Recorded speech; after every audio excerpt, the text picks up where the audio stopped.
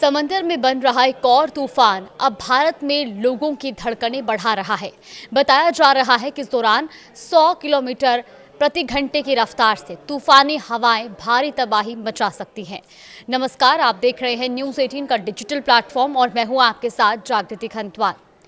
भारत मौसम विज्ञान विभाग यानी कि IMD के अनुसार यहां बंगाल की खाड़ी में बन रहा कम दबाव का क्षेत्र लगातार मजबूत हो रहा है और अगले 48 घंटों में ये एक चक्रवाती तूफान में बदल सकता है। IMD ने इसे लेकर अलर्ट जारी करते हुए बताया कि ये सिस्टम 26 नवंबर के आसपास चक्रवात सैन्यार यानी कि साइक्लोन सैन्यार का रूप ले सकता है और इसके असर से ओडिशा के तटीय इलाकों में 25 से 27 नवंबर के बीच बारिश की संभावना है। IMD की तरफ से जारी ताज़ा अपडेट के मुताबिक फिलहाल ये सिस्टम मलक्का, जलडमरू और दक्षिण अंडमान सागर के आसपास सक्रिय है और धीरे धीरे दक्षिण पूर्व बंगाल की खाड़ी की ओर बढ़ रहा है।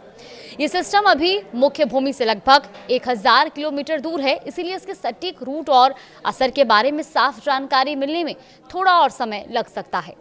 सैन्यार तूफान से निपटने की अब कैसी तैयारी है, चलिए वो भी आपको बता दें। दरअसल IMD के मॉडल संकेत दे रहे हैं कि सिस्टम 24 नवंबर तक डिप्रेशन और 26 से 27 नवंबर तक चक्रवाती तूफान में तब्दील हो सकता है।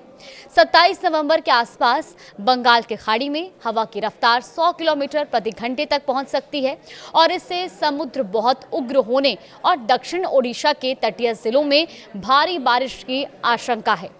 एक रिपोर्ट के मुताबिक ओडिशा के राजस्व और आपदा प्रबंधन मंत्री सुरेश पुजारी ने कहा कि राज्य सरकार अलर्ट पर है और संभावित चक्रवात से निपटने के लिए तैयारियां कर ली गई हैं। उन्होंने ये भी बताया कि सरकारी मशीनरी पूरी तरह तैयार है, चाहे सिस्टम आगे और अधिक ताकतवर ही क्यों ना हो जाए।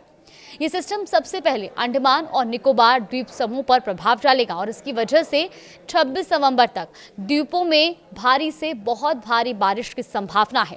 निकोबार क्षेत्र में 24 और 25 नवंबर को बारिश चरम पर रहने का अनुमान है।